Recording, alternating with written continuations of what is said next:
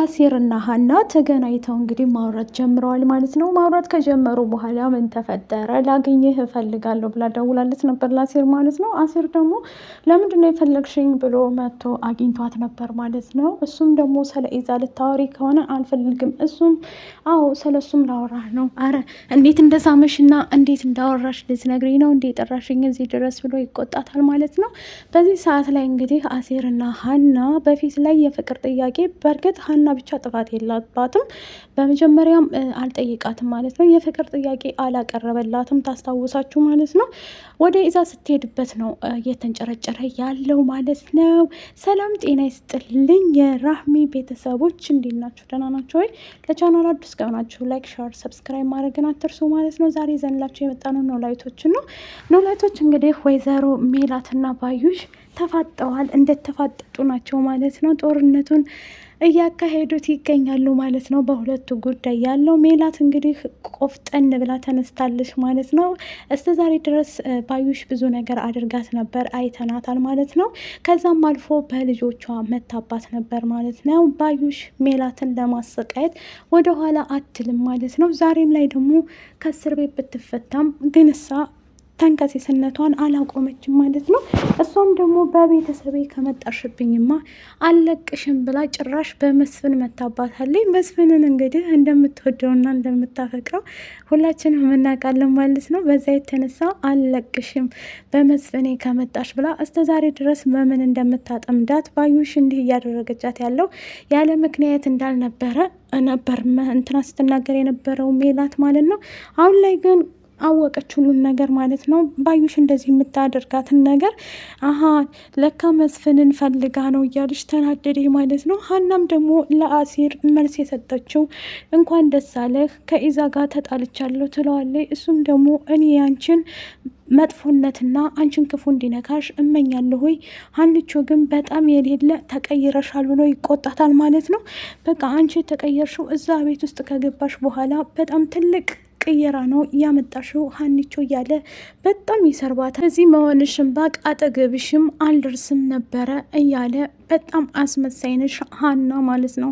ሀናን እንግዲህ ከዚህ በፊት የምናውቃት በጣም ህይወቷ ምስቅልቅል ያለ ነበር። አሁን ላይ ግን ደስ የሚል ህይወት ከቤተሰቦቿ ጋር እየኖረች ነበረ። አሴርን ግን በመሀል እሱም የፍቅር ጥያቄ አስቀድሞ ስላላቀረበላት እሷም ወደ ኢዛ ሂዳ ነበር። ኢዛም ደግሞ ሀኒ ግን ታበዣዋለች ፋራ ድርብ ፋራ የሚልሽ ተምቹ እውነቱን ነው ማለት ነው።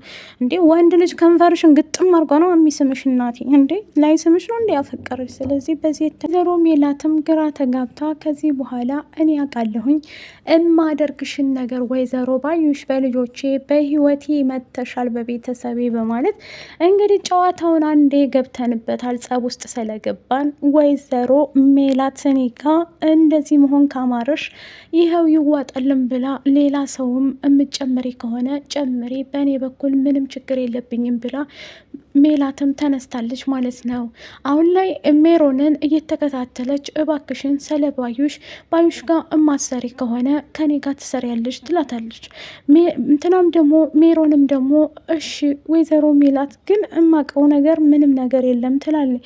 አሁን ላይ ሜላትም ደግሞ እሷን እንድትከታተልኝ ብላ ስላለቻት ሁሉ ነገር ብር ሰጥሻለሁ ለብሩ ችግር የለም ብላ ትላታለች። ሜሮንም ደግሞ እሺ ብላ ግን ጓደኛሽ እየተከታተለች ነው ስትላት አሁን ላይ ባዩሽ በጣም ፈርታኛለች፣ ምንም አታመጣም፣ በእኔ ሁንብሽ እመኝኝ ብላ አሁን ላይ በቃ በስልክ እንጨርሰዋለን ወሬውን እኔ መሄድ አለብኝ ብላ ትሄዳለች። ባዩሽም ደግሞ አብሯት የሚሰራው ጋርዷ ከዚህ በፊት ያለችው ሜላትም ትከታተልልኛለ ከዛም ደግሞ በቃሉን ታስወግድልኛለ ነበር ያለችው።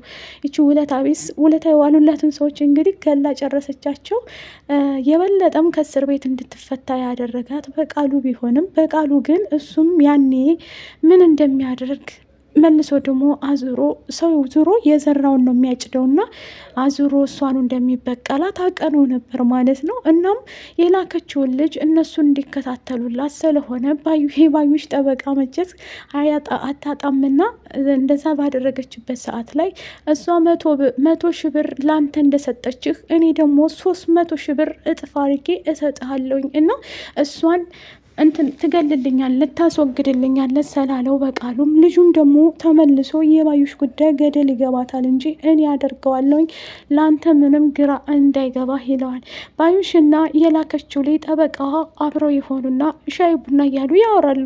ሜላት ምን አይነት ሴት ናት ብሎ ሲጠይቃት እኔ ልታገባት ነው እንዴ? ቀይ ናት። ምን ፈለግ? ከሷ የፈለግከው ነገር አለ እንዴ? እያለ ትቆጠዋለች።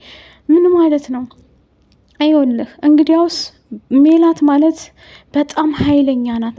ደርሳብኛለች። በቃ የላክሽኝን ሁሉ እኔ እኮ ሚስጥሬን ሁሉ ለአንተ የነገርኩህ እንደ ኮምፒውተር አንተ ጋር ያስቀመጥኩህ እኔና አንቺ አብረን እንደምንሰራ እረሳሽው እንዴ? ከዚህ በፊት እኮ ብዙ ነገር ሰርተናል ወይዘሮ ባዩሽ እያለ ይላታል ማለት ነው።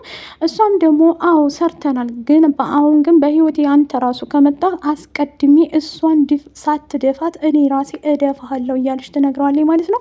ልጁም ደግሞ እንደዛ ከሆነማ ጨዋታ ከኔ ጋር ከጀመርሽማ እነሱም መግደሌን ትቼ አንቺ ላይ ነው ማድረገው የላክሽኝን ሴራ ይላና በሆዱ ያስባል ማለት ነው።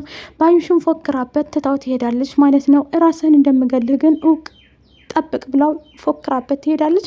በአሁኑ ሰዓት ላይ እንግዲህ ሜሉ ማንም በማያውቅ ሁኔታ እሷን እየተከታተለች እና እሷን ቀን ከሌት ቁጭ ማያ አሳጥታታለች ማለት ነው። ባዩሽም ቀጥላለች። ባዩሽ ያው ብር በጣም ስለምትወድም በቃሉም ደግሞ እርግብን ከዚህ በፊት ገድያታለሁ ብሏት ነበር። እንዳልሞተች ግን ታውቃለች።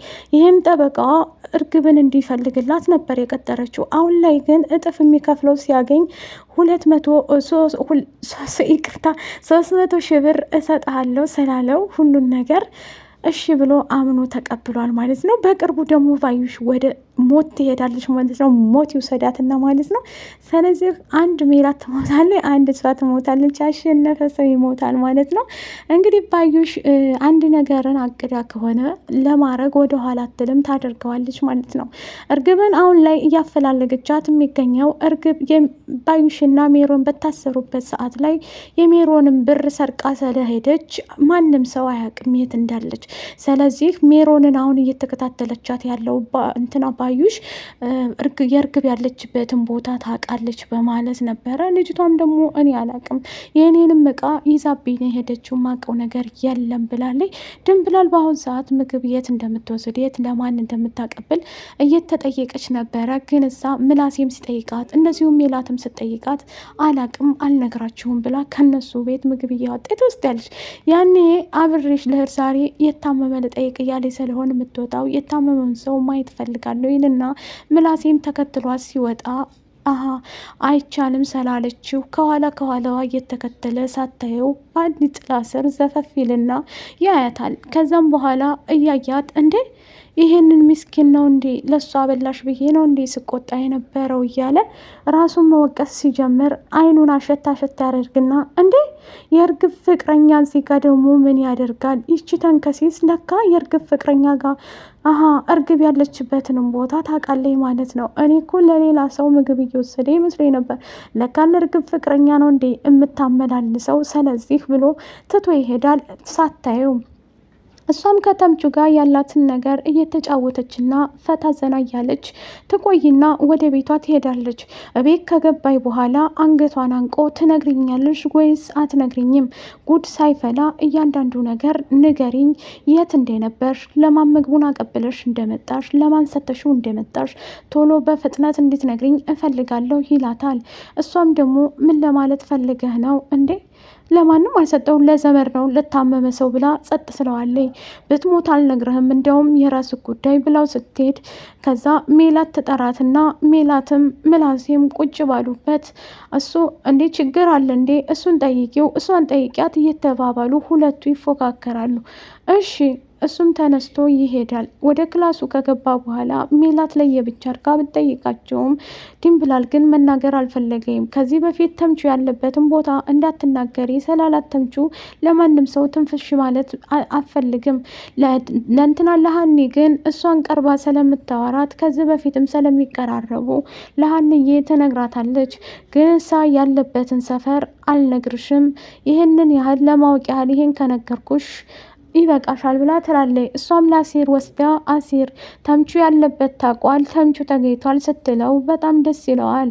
ይህን ያህል ደግሞ ያለበትን ሰፈር አልነገሩሽም እንዴ ሲላት፣ በፍጹም እንዳትናገሪ ስላላት አልነገረችኝም፣ እንዴት እንደምናገኘው እንመካከር ስትለው አሲርን ከዚህ በኋላ ከኔ ጋር ሆነሽ ምንም ነገር አብረን መስራት አንችልም ሀኒቾ፣ ህይወቴን ልኖርበት ህይወትሽን ኑሪ ሲላት፣ ህይወት ምናምን እያለ ትላለች።